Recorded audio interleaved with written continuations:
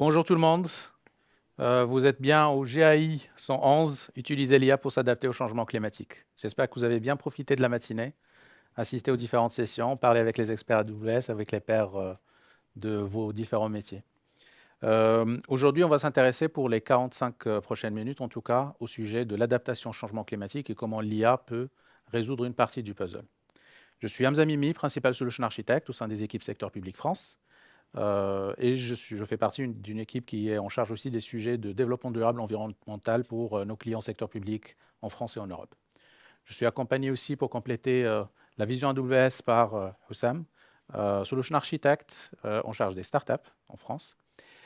Et comme il est maintenant tradition, on va aussi accueillir un cher client AWS, SIA Partners, qui est représenté par M. David Martineau, qui va nous parler de comment cette boîte qui a été créée il y a 25 ans à Paris a pu adopter les nouvelles technologies, l'IA générative, pour résoudre des problèmes de changement de reporting, d'évolution de reporting environnemental et social.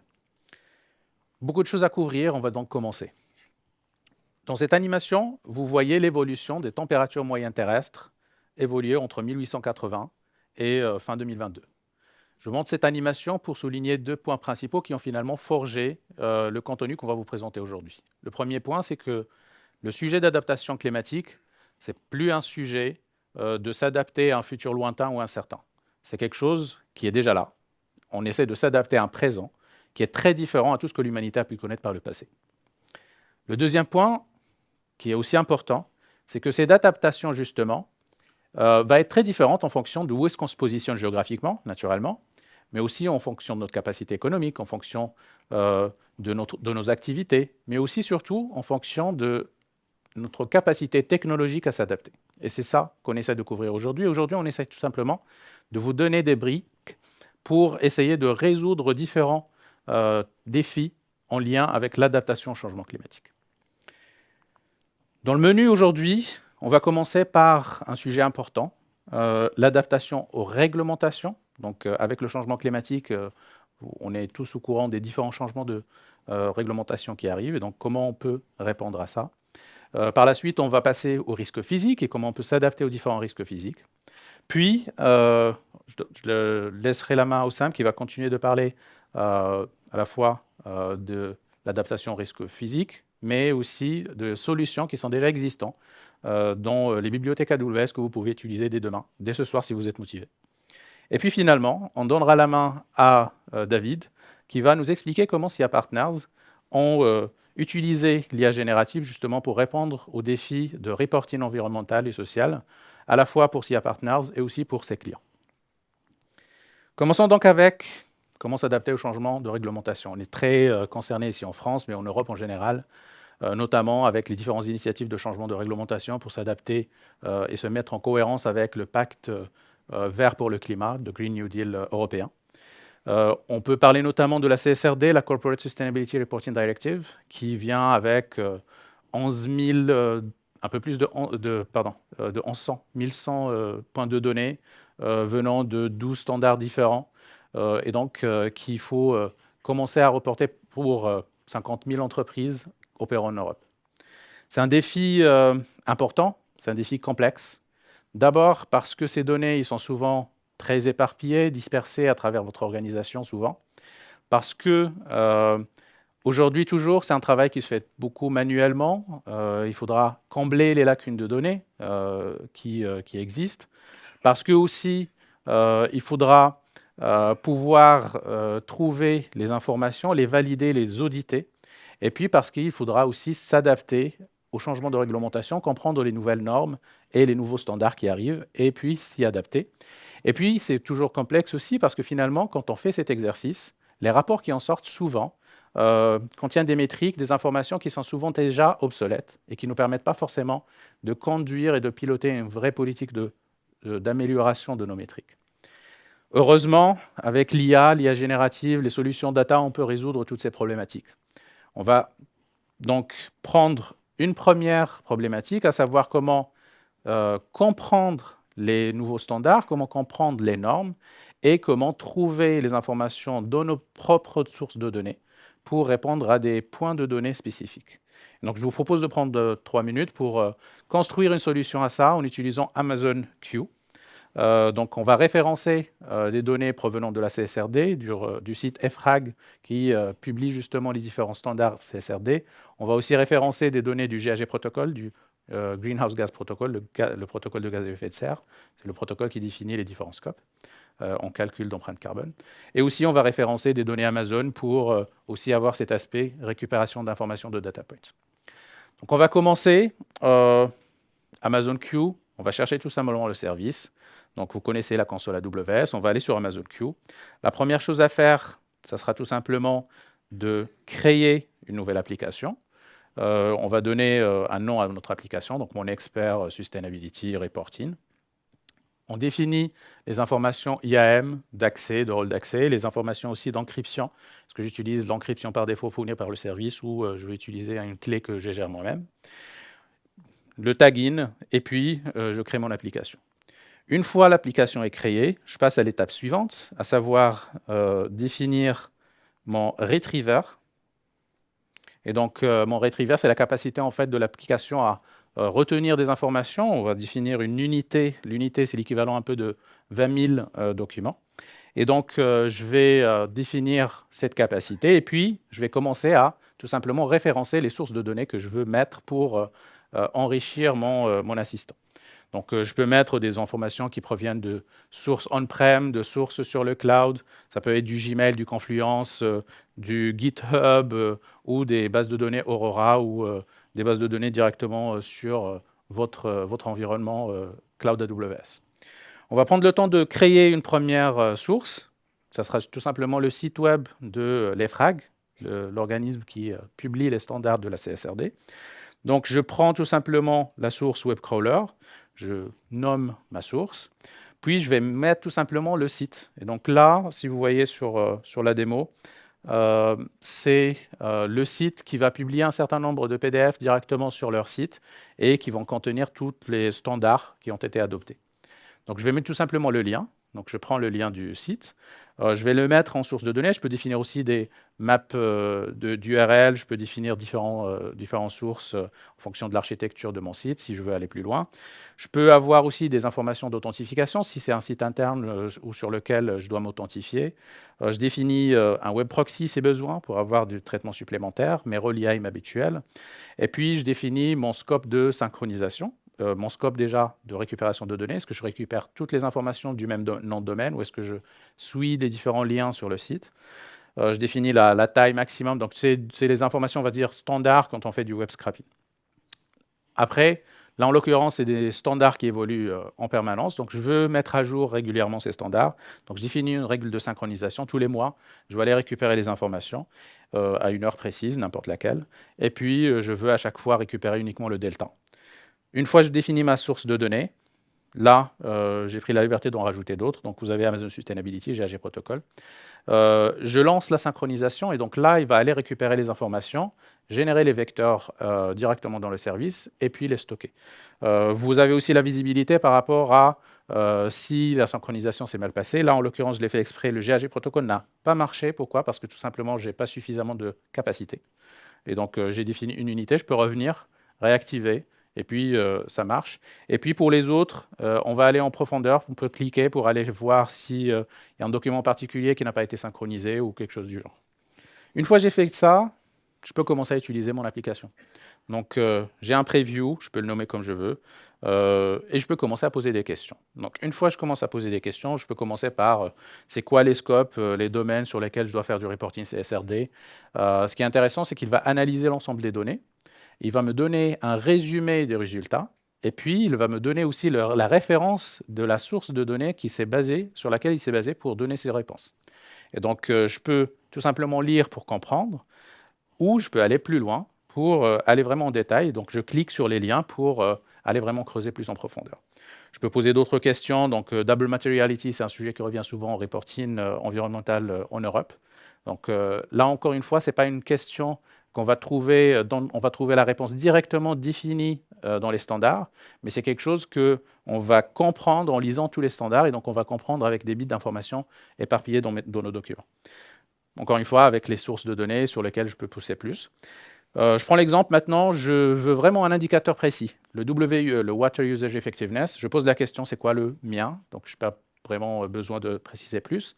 Il va me trouver la valeur. Donc là, en l'occurrence, mon WUE, c'est 0,19. Et je peux aller cliquer sur le lien pour vérifier si cette information est vraiment véridique.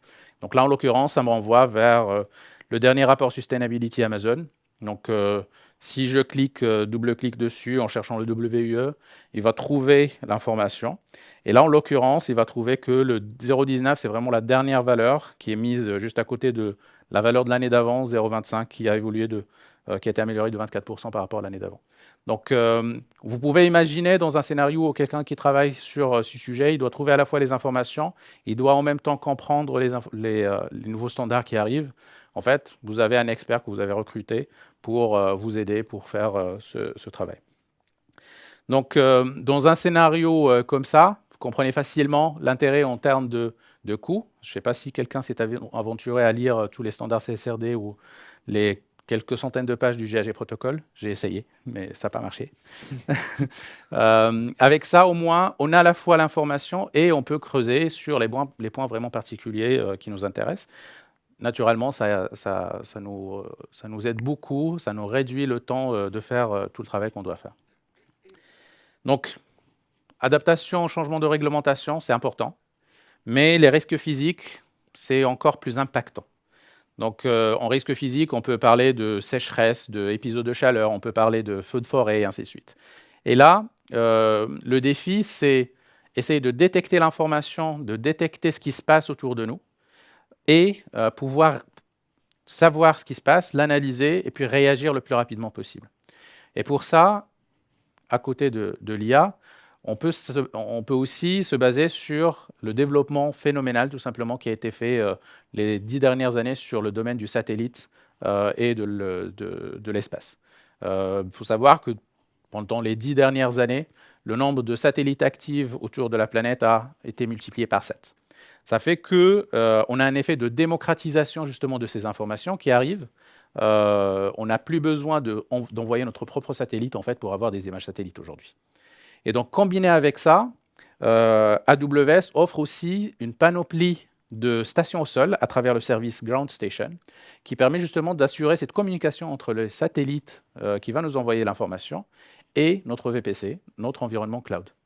Et donc, avec Ground Station, vous avez le lien en direct, vous pouvez récupérer les images satellites et puis les mettre dans votre VPC et les traiter pour peu importe le besoin. Donc, vous imaginez bien que pour des besoins d'agriculture, de surveillance de territoire, ainsi de suite, c'est tout simplement quelque chose qu'on ne pouvait pas faire il y a 10 ans, qui est tout simplement aussi généralisé aujourd'hui. Alors, un cas d'usage en particulier, c'est la détection de feux de forêt. Il faut savoir que pour les feux de forêt, en moyenne, un feu de forêt double en taille entre 3 et 5 minutes. Donc c'est absolument critique de le détecter le plus rapidement possible pour pouvoir justement mettre les bonnes solutions en face. Donc là, ce que je vous montre, c'est une petite architecture de quelque chose qui a été fait avec les autorités en Afrique du Sud, où on a tout simplement travaillé avec Ground Station pour récupérer les informations provenant du satellite JPSS-1 de NOAA, de l'Office d'administration américaine pour les études océaniques et atmosphériques. Et donc, on récupère les informations à chaque fois que le satellite passe. On récupère les images satellites à jour qui surveillent le territoire. Il faut savoir que pour la surveillance de détection de feux de forêt, quand ça arrive dans des endroits qui sont un peu peuplés, c'est relativement facile à détecter. Quand c'est des environnements où il n'y a pas beaucoup de population, c'est là où c'est important d'avoir ces cas d'usage. Et donc, là, en l'occurrence, on va récupérer les images satellites, on va les analyser avec notre modèle d'intelligence artificielle avec du batch directement sur AWS. À chaque fois qu'on détecte un départ de feu, on va tout simplement générer les rapports, on va générer les notifications qui vont aller vers les bonnes équipes. C'est quelque chose qui a réellement fonctionné il y a un mois, en février dernier, où on a détecté justement un départ de feu de forêt et qui a été rapidement contenu. Un autre exemple, c'est la planification urbaine. Et donc avec l'évolution des températures, la planification urbaine devient aussi un challenge assez important, un défi assez important, où les autorités publiques doivent faire leur planification urbaine en fonction de l'avenir, en fonction de la température dans 10 ans, dans 15 ans. Et donc, ce qui a été fait avec Latitude 40 en collaboration avec les villes de Milan et de Turin en Italie, c'est en utilisant des images satellites augmentées. Donc, ce que vous voyez à gauche en haut, c'est une image satellite sur laquelle on va coller tout simplement un dessin pour dire ça, c'est le scénario que je veux analyser. Et on va passer dessus un modèle d'intelligence artificielle, du générative IA, pour me générer une image satellite avec du GenAI, en supposant que c'est ce qui est sur le terrain. Et donc cette image, après, je peux la traiter avec mes modèles habituels pour détecter justement la température, pour détecter les indices microclimatiques.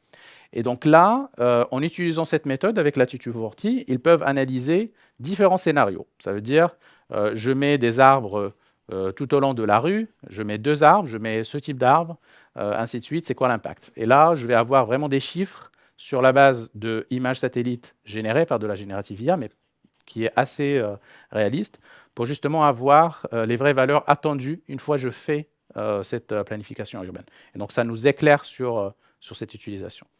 Je passe la main à Sam maintenant pour vous parler d'une solution pour le bien-être animal. Super. Merci Hamza. Donc, je travaille avec les startups. Et l'avantage de travailler avec les startups, c'est que tous les jours, on va des scénarios très innovants. Aujourd'hui, je vais vous présenter un client qui a construit sur AWS. On sait qu'il y a un impact sur l'humain, il y a un impact sur la planète, mais il y a aussi un impact sur l'animal. Donc, Catelai, c'est un startup qui a pour mission d'améliorer le bien-être animal. Donc, on estime que, par exemple, une vache malade, ça a un coût de plusieurs centaines d'euros par an pour l'éleveur, mais aussi ça impacte la santé de la vache. Donc leur mission, c'est d'améliorer le bien-être animal, mais aussi de réduire le coût pour les éleveurs afin de mieux traiter les vaches, afin de aussi diminuer les coûts d'élevage. C'est parmi les startups les plus innovants. Ils font partie de notre programme Activate, mais aussi de NVIDIA Inception. Ils génèrent énormément de data points, jusqu'à 3 millions. Et ils ont choisi AWS comme leur provider de cloud pour construire leur solution. On va voir un peu dans les détails comment la solution fonctionne. Donc, ils placent des caméras dans la ferme. La caméra détecte la vache. On identifie de quelle vache il s'agit. Une fois qu'on a détecté ça, on va détecter le comportement nominal et on va identifier s'il y a des insights par rapport à s'il y a des anomalies à détecter. Comment le modèle ou les modèles ont été entraînés? C'est d'abord en utilisant à la fois des modèles qui sont disponibles sur le marketplace AWS, mais aussi des modèles custom qu'ils ont développés eux-mêmes sur SageMaker et qu'ils ont aussi, par la suite enregistrés dans le modèle registré. Un développement de ces modèles, c'est pas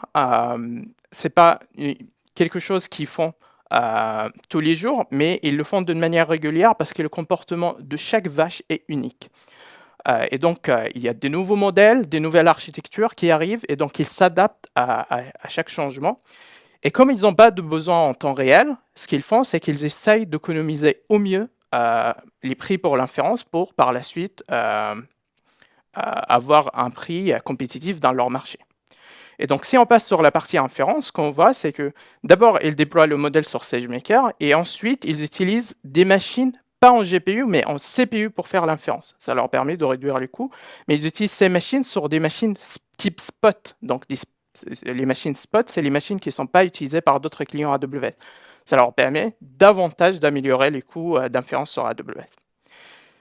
Tous les métriques générés par les modèles, à la fois sur la partie training, mais aussi inférence, est utilisé pour améliorer d'une manière continue l'ensemble de leurs modèles.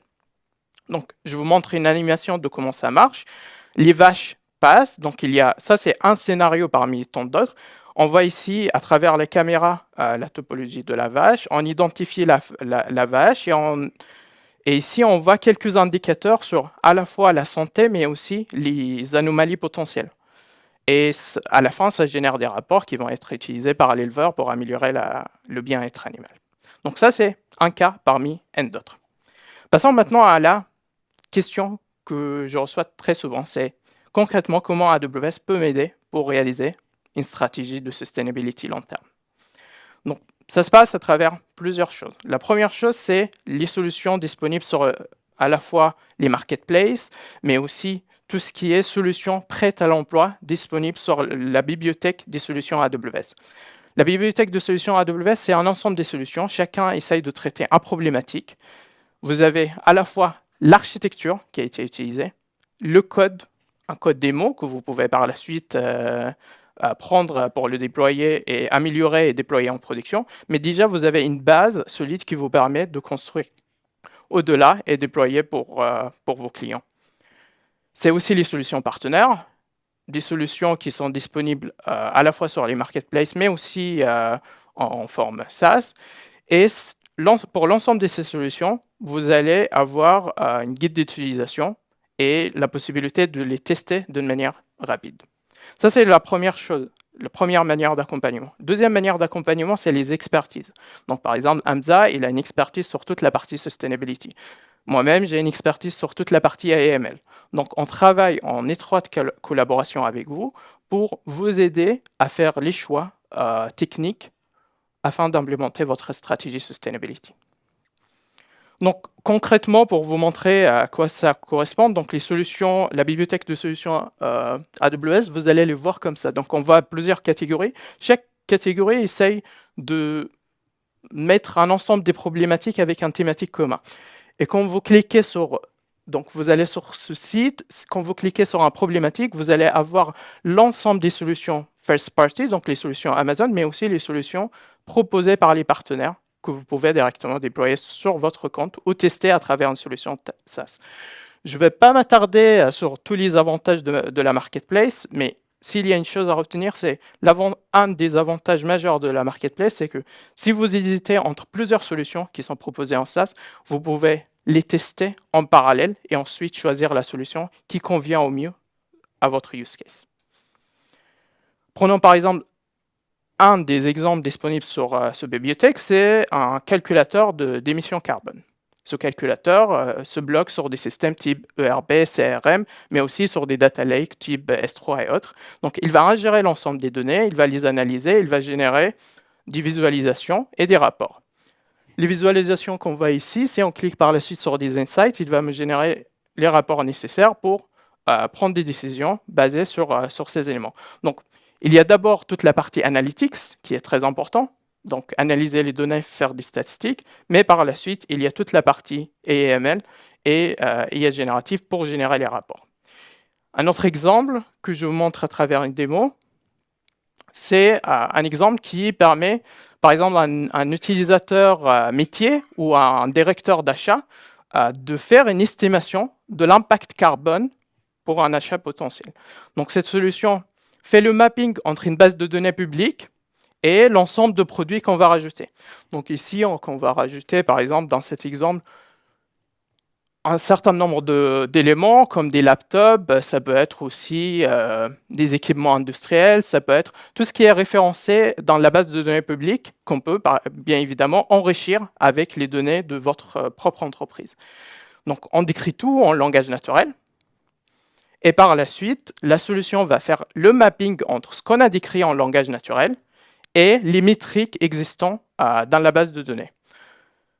Donc, une fois qu'on a ce mapping, on va voir donc, on clique sur Next, le mapping s'établit. Ça prend un peu de temps parce qu'il va interroger la base de données, il va faire l'ensemble des associations possibles. Et il va nous générer, pour chacun des éléments qu'on a renseignés, et l'ensemble des propositions possibles avec un intervalle de certitude, confiance. Donc, on peut maintenant ajuster si on souhaite améliorer les mappings. Une fois le mapping terminé, on valide et on passe sur la partie impact. La partie impact va nous générer le rapport nécessaire pour dire que pour l'ensemble des éléments qu'on a achetés, voici l'impact carbone, ou les éléments qu'on va acheter, voici l'impact carbone associé. Donc, ça, c'est quelques exemples. Maintenant, on va passer donc à la suite, qui est un client, SIA Partenaire, qui a construit une solution de reporting sur AWS à travers SIA-GPT. À toi, David. Merci. Moi, j'essaye ce micro-là, ouais, ça va marcher. Bonsoir, bonjour à tous. J'aurais effectivement quelques éléments sur lesquels on va reprendre des sujets de reporting tels qu'on les a vus un peu tout à l'heure, mais en allant un petit peu plus loin. Petit mot rapide sur qui on est. Tu nous a introduit, merci Sam, en client AWS. Pour ceux qui nous connaissent, on est un cabinet de conseil en management. Donc, vous allez peut-être être surpris qu'on ait construit une solution de reporting sur AWS, mais on va en parler. Donc j'espère que quand même certains d'entre vous nous connaissent sur ce monde-là. On est un cabinet de conseil français à la base. On est né il y a 25 ans, effectivement. On était 3 personnes à Paris et à 25 ans. On est 3300 aujourd'hui dans 20 pays et dans 50 bureaux. Donc ça continue à croître comme il faut. On est connu pour être des experts sectoriels. Donc on a des entités ou des consultants très forts en énergie, en utilities, en financial services, en transport, en luxe, etc. et autres. Et puis il y a quelques années, on a décidé alors maintenant aujourd'hui avec tout le buzz qu'il y a eu sur ChatGPT depuis 1 an et quelques, évidemment on s'y attend un peu, mais on avait décidé il y a quelques années de construire une forte compétence en data science. Et on a construit une équipe vraiment de data scientists il y a 7 ans, et qui aujourd'hui est beaucoup plus forte puisqu'elle fait 400 personnes. Donc on a 400 data scientists pour une équipe de 3300, ce qui est pas mal, ce qui nous permet de faire pas mal de choses. Donc un ADN très technologique, on va y revenir tout à l'heure. Alors, qu'est-ce qu'on fait quand on parle là, on parle de transition énergétique, de transition climatique. On va parler que de reporting, je suis désolé, parce que ça peut des fois paraître un peu réducteur. C'est la thématique du jour, mais nous, on fait beaucoup d'autres choses sur ce sujet-là. Notamment, on accompagne des clients dans la vraie création d'impact positif. Par exemple, on fait du positionnement de bornes de véhicules électriques pour savoir pour les collectivités. On fait du pilotage temps réel de réseaux électriques pour pouvoir intégrer des énergies renouvelables dedans. Tout ça par de l'IA. On fait de l'analyse d'images satellites, évidemment, pour différents sujets. On fait de la détection de fuites dans les réseaux d'eau. Tout un tas de choses qui sont pilotées par des équipes de data science au service de nos clients. Et on a tout un volet ESG au global. Alors certes, on va parler de reporting aujourd'hui, mais il couvre beaucoup d'autres choses dans notre compétence. Et puis on a effectivement aussi quelques participations. Typiquement, on est au capital de Greenly, qui est une des solutions de calcul d'empreinte carbone qu'on utilise en interne. Alors, quand on a un mix d'ensemble de data scientists et de consultants métiers, qu'est-ce qu'on fait? Déjà, on fait chacun notre boulot, c'est-à-dire que les consultants métiers peuvent faire des prestations de conseil métier vers nos clients. Les data scientists aident nos clients, et je viens de citer quelques exemples, à régler leurs propres questions et leurs propres cas d'usage sur les parties énergie. Mais on peut aussi se dire tout simplement que les équipes techniques vont mettre à disposition des consultants métiers des outils qui vont leur permettre de faire mieux leur travail.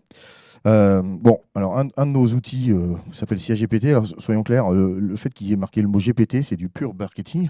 Ça a permis de faire du buzz en interne comme en externe quand on a sorti cet outil. Évidemment, on peut utiliser un LLM GPT derrière, mais pas seulement. C'est un outil multi-LLM qui tire parti du fait que ça faisait longtemps qu'on avait commencé à travailler sur des outillages à base au moins extractive de LLM. Et donc, on avait depuis très très longtemps des outils en question answering qui permettaient notamment de traiter des masses de documents tels que ceux qu'on peut avoir dans quelques missions de conseil, où parfois on nous dit, tiens, voilà, il y a 5000 contrats à analyser. Je vais essayer de trouver quelqu'un pour les analyser. Et voilà, on a trouvé ces CIAGPT, c'est pas mal. Et donc depuis, quand ChatGPT est sorti et les derniers moteurs, on l'a effectivement amélioré très fortement pour qu'on puisse bénéficier de toutes les technologies génératives en plus d'être extractives pour tirer la substantifique moelle de ces nouveaux outils. On en parlera tout à l'heure un peu plus en montrant quelques exemples. Clairement, il n'est pas du tout un GPT, il est vraiment multi-LLM, ce qui est pour nous une garantie d'évolutivité. Et il est construit à la fois sur du Bedrock, sur du SageMaker & Co pour pouvoir passer d'un LLM à l'autre. Et on a un petit boost au Innovation Corner où on monte d'ailleurs un sujet qui va au-dessus de CIAGPT parce qu'on construit des cas d'usage dessus. On fait de l'analyse d'image avec du Claude 3, mais qu'on a changé de version ce matin. Parce qu'on s'est dit que c'était mieux d'entraîner un modèle ce matin. Voilà. Bon. Ça, c'est pour les équipes techniques. Alors, du coup, donc effectivement, nos équipes de data scientists, donc 300 à peu près, plus une centaine de data ingénieurs, ils essayent de construire des outils pour nos consultants et en faire des consultants augmentés. Consultant augmenté, c'est quoi? C'est un consultant qui fait mieux son travail. Mieux son travail, ça veut dire qu'il est soit plus productif, c'est un intérêt aussi pour nous, et soit qu'il apporte une meilleure valeur ajoutée pour les clients. Et on va voir ce que ça peut donner quand on utilise ça, ce type de moteur, derrière sur du reporting. Alors, on a du coup rajouté une couche par cas d'usage métier. Donc, je disais tout à l'heure, on a fait de l'analyse d'image et autres, on fait de l'analyse de contrat, on fait du résumé de réunion, on fait plein de choses avec cet outil-là. On a créé un supplémentaire qui s'appelle CAGPT ESG, qui est utilisé par nos consultants qui font du reporting ESG pour des clients. Alors, nos clients finaux là-dessus, c'est-à-dire ceux pour qui on fait ce reporting ESG, ils sont hyper connus. C'est Nike, Pepsi Cola, etc. Et autres. Voilà, c'est ça nos clients aujourd'hui. Et effectivement, on a essayé d'améliorer la façon dont on faisait le travail pour eux en utilisant des outils d'IA génératifs. Donc c'est un outil qu'on utilise en complément de nos prestations de conseil. Donc il est utilisé par nos consultants, mais il est aussi mis à disposition de nos clients, parce que du coup, au lieu de discuter par mail et autres, ils discutent via la plateforme avec nos équipes. Donc qu'est-ce qu'on fait quand on a besoin de faire, tu l'avais dit tout à l'heure un petit peu Hamza en commençant, évidemment on a besoin de faire de la veille réglementaire. Les cadres réglementaires évoluent tout le temps. On a parlé de CSRD tout à l'heure, qui est un cadre tout à fait nouveau, et on y reviendra. Mais même sur les cadres d'avant, du GI, du SASB, etc. et autres, ça évolue tout le temps. Donc on va faire de la veille et de la veille automatisée grâce à l'IA. Quand on fait de la veille, on n'aime pas seulement faire de la veille réglementaire, on aime aussi regarder ce que font les concurrents ou les pairs. Donc un sujet dans cet outil, c'est de permettre notamment de se dire par rapport au cadre réglementaire que j'ai choisi moi, et si je repasse les rapports ESG de mes concurrents, qu'est-ce que ça donnerait dans ce cadre réglementaire pour essayer de les noter comparativement à moi. Et puis évidemment, on a envie de faire du reporting accéléré. Donc on va en particulier parler de CSRD. ESG parfois fait un peu old fashion, mais en tout cas ça sert sur tout un tas de choses. Bon, je ne vais pas passer sur le stack technique, surtout qu'il est très réducteur, mais je vais quand même en dire 2 mots. Les équipes métiers qui font du reporting ESG nous ont fixé 2 contraintes seulement. La première, c'est de dire il ne faut absolument pas d'hallucination. On est en train de faire du reporting et on ne veut pas que le truc il invente des données qui sont présentes dans aucun de nos documents ou aucun de nos sujets. Donc, on préfère un modèle qui sait un peu trop dire parfois je ne sais pas, plutôt qu'un modèle qui invente quelque chose. Alors ça tombe bien, si vous avez, pour ceux qui sont un peu techniques par rapport à ce que j'ai dit avant, comme on a un fort passif en extraction avec des LLM depuis 4 ans en production, en fait, finalement, on a tendance, nous, d'abord extraire, puis ensuite générer. Et finalement, quand on ne sait pas extraire, c'est qu'on ne peut pas générer. Et c'est assez facile, du coup, d'éviter les hallucinations. Deuxième sujet, une traçabilité ultra forte. Donc, ce qu'on appelle traçabilité ultra forte, c'est un petit peu la même chose que ce que tu as montré tout à l'heure, Hamza, en disant qu'il faut plus citer nos sources. Alors nous, on va un petit peu plus loin. Je crois que la vidéo ne le montre pas, c'est dommage. Quand on ouvre le document en lui-même, on surligne en jaune les paragraphes qui ont été la source d'inspiration du paragraphe généré. Pour ça, d'ailleurs, il y a une autre couche technique qui est utilisée, parce que du coup, on OCRise tous les documents, et on sait traiter du coup des documents images ou des documents PDF ou tout ce qu'on veut, puisqu'on va aller colorier en jaune, donc des blocs XY, en disant c'est là la source de mon sujet. Et puis, dernier point qui est présent sur ce slide, mais qui est assez intéressant, l'outil, à la base, il est multi-LLM, et la première fois qu'on l'a fait sur un Llama 2 fine-tuné, parce que, donc via SageMaker, ce qu'on voulait faire, c'est faire le modèle le plus petit possible. On s'est dit qu'on fait du reporting ESG, quand même pas prendre un énorme modèle pour faire du reporting ESG, ça peut sembler un peu bizarre. Donc on avait essayé de faire le modèle le plus petit possible, et d'ailleurs il était tout petit. Alors évidemment, il ne sait parler que report ESG. Il ne parle pas portugais, il ne parle rien, mais il sait parler que le report ESG. Et puis au fur et à mesure, on a ajouté d'autres modèles. Et c'est la force de notre plateforme CAGPT, c'est qu'elle permet d'avoir plein de modèles en production. Dans un même sujet, on peut utiliser plusieurs modèles et les enchaîner, etc., etc. Bon, j'arrête sur la partie technique. Voilà. Alors, si on regarde la partie veille réglementaire, comment ça se passe, dans l'outil, je vous montre un petit peu rapidement comment c'est. Ça ressemble à ça, notre outil. C'est une plateforme où vous allez récupérer effectivement plein de documents qui viennent d'une notion de scrapping, dans lequel, évidemment, à chaque fois que vous avez un document, vous pouvez récupérer le document dans votre environnement. Vous pouvez voir sa source, comme tu le montrais tout à l'heure dans ta démo Amazon Q. C'est intéressant, d'ailleurs, quand le document change, on peut voir qu'il a changé sur le site source et pas sur la façon dont on l'a récupéré. Il y a plein d'outils d'IA dessus. On en fait un résumé automatique, multilingue. On en fait de la lecture augmentée avec du NER. Donc ça, on va surligner en bloc des éléments qui sont les entités, qui sont des dates, des monnaies et autres, qui vont permettre de faire une lecture très rapide pour ceux qui doivent regarder le sujet. Et donc, tout un tas de technologies d'IA. On peut bien sûr ajouter tous les documents, et pas seulement les documents qu'on a scrappés, mais aussi des documents internes dans cette base, ce qui fait qu'on va avoir derrière une base de recherche exhaustive. Et tout reste, bien sûr, chez moi. Il n'y a pas de problème de sécurité et autres. Et donc, typiquement, après, je vais pouvoir utiliser un moteur de recherche un peu boosté et un peu intelligent, qui va pouvoir chercher les documents internes comme externes, en lui filtrant la liste des documents que je veux utiliser ou en allant chercher dans toute la base. Et il y a un mode chat dans lequel on va pouvoir poser des questions aux documents, comme un chat GPT ou comme celui que tu as montré tout à l'heure. Et ce mode de chat, il va à la fois avoir des assistants simples qui vont interroger que la base, ou des assistants compliqués qui savent aller chercher des informations complémentaires sur Internet, ou même faire des calculs, faire plein de choses qu'on lui a expliquées. Il a besoin de faire des calculs de KPI et autres, il va savoir le faire. Donc voilà ce qu'on va faire. Alors évidemment, on va ajouter plein de petites fonctions assez sympathiques. Alors, je ne sais pas si on voit ce qu'il est en train d'écrire, mais voilà. Voilà. En tout cas, on va ajouter plein de fonctions sympathiques. Par exemple, celui de se dire on peut faire des newsletters automatiques. Je fais de la veille ESG, j'ai envie de répartir dans mon entreprise tout un tas de données. Donc l'outil détecte des topics à chaque fois qu'il récupère un document. Grâce à ce topic detection, je vais pouvoir moi enregistrer les topics qui m'intéressent, les sources qui m'intéressent, disposer du résumé dans la langue qui m'intéresse, quel que soit le document, et constituer une newsletter qui sera soit envoyée automatiquement aux utilisateurs qui se sont abonnés, soit qui sera envoyée pour revue à un humain qui va pouvoir le traiter derrière. Donc en fait, c'est une vraie plateforme complète qui permet de gérer cette partie de veille. Bon, ça c'est évidemment la première base. Une fois qu'on a fait ça, on n'a pas fait de reporting, on a fait de la veille. Alors, la deuxième partie consiste à faire et de la benchmark et du benchmark et du reporting. Je vais passer d'abord sur la partie reporting. Et je vais prendre l'exemple assez simple du sujet CSRD.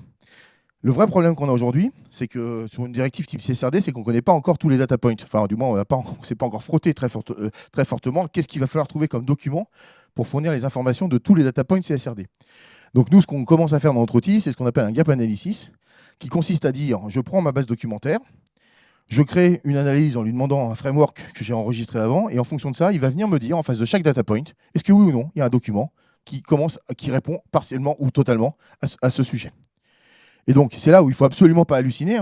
On ne veut surtout pas qu'il invente des choses, on veut qu'il nous dise oui ou non de façon claire, il n'y a rien, ou il y a quelque chose. Et s'il y a quelque chose, il ne faut pas que ça soit faux. Donc, évidemment, c'est la première étape, c'est là où on en est aujourd'hui avec nos clients sur CSRD, pour être tout à fait clair, c'est qu'on est en train d'identifier avec eux, souvent on passe nos codes en disant, tiens, voilà, il vous manque tout un tas de documents sur lesquels il n'y a rien dans votre base documentaire. Deuxième, donc ça c'est un premier point important. Et évidemment, le deuxième point, une fois qu'il y a quelque chose dedans, je veux en faire, et je crois que c'est pas dans la vidéo, je veux en faire une vision. Donc j'ai le data point qui finalement est la question que j'ai posée en langage naturel. Et puis il y a cette fantastique source qui est cliquable, mais qu'on ne voit pas ici. C'est dommage. Et qui, quand on clique dessus, évidemment, ouvre le document, je vous l'ai dit, de référence, en ayant surligné en jaune les différents paragraphes qui sont sa source. Ce document est complètement associé à la recherche, à l'analyse, il ne sera jamais bougé, ce qui fait que j'ai une preuve d'audit qui est complètement fiable et fixe. Évidemment, je peux le faire, ça va un peu vite, mais si vous avez regardé, je peux le faire en comparaison avec d'autres acteurs. Donc je peux prendre des documents ESG ou les documents de CSRD d'autres concurrents et autres. Et bien du coup, je vais pouvoir faire un benchmark de ma performance par rapport aux autres. Et c'est notamment ce que permet de faire l'outil. Alors, pour finir le sujet, je reviens sur CSRD. Donc CSRD, tu disais tout à l'heure, c'est à peu près 1100 data points, c'est vrai. Et surtout, quand on le regarde, il y a 2/3 de narratifs. Quand on commence à parler de narratif, tout de suite, on se dit, tiens, c'est super intéressant pour de l'IA générative. Je vais pouvoir demander une IA d'essayer de me faire un bloc de paragraphes qui constitue un brouillon, parce que pour moi, c'est toujours de l'augmentation, un brouillon de ce qu'on veut faire. Donc nous, aujourd'hui, l'outil n'est pas encore complètement compatible CSRD. Ceci étant, on est à 800 data points date. Et on aura une version complète d'ici le mois de juin, et qui sera testée avec plusieurs clients d'ailleurs en parallèle. Et donc effectivement, ce que fait notre outil aujourd'hui, c'est il fait un gap analysis complet par rapport au data point. Il est multimodèle, mais en fait derrière nous on a des modèles qui sont spécialisés par piliers du reporting. Donc il y a un modèle pour E1, un modèle pour S1, un modèle pour G1, etc. et autres. De sorte de pouvoir bien tuner ce sujet-là. Il y a un modèle de génératif qui permet de parler la langue de l'entreprise comme on le veut. Et puis et donc de générer des narratifs qui sont un draft de wording, évidemment, tout en assurant la piste d'audit avec le lien des documents sources. Et voilà ce qu'une équipe de consultants en management propose à ses outils, pour ses clients dans le cadre des prestations qu'on fait en conseil ESG. Et puis évidemment, nos clients l'utilisent pour faire ça, mais sur la base effectivement de ce premier socle CIA GPT qu'on a construit bien sur le socle Amazon. Voilà. Merci David. Merci.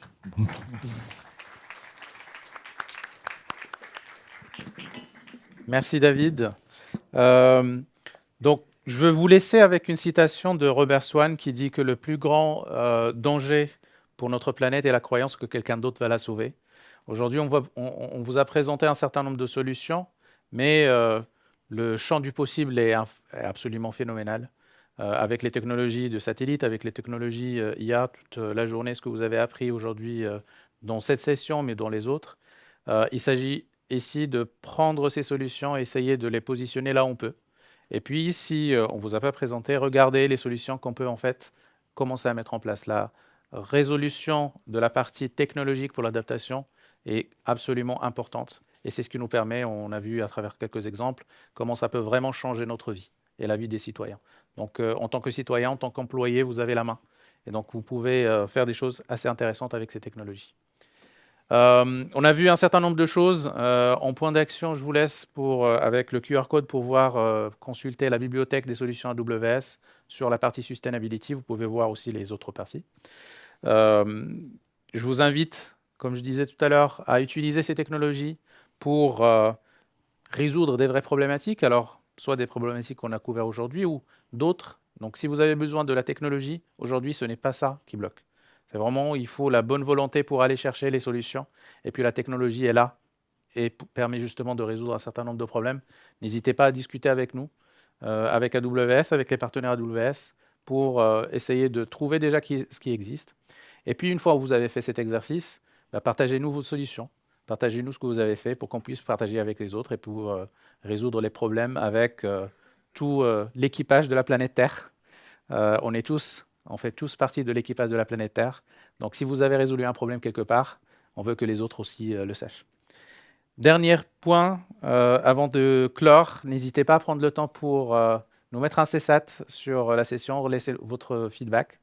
Et puis, avec Sam, David, on restera là si vous avez des questions ou vous voulez discuter. Merci beaucoup à tout le monde. Merci.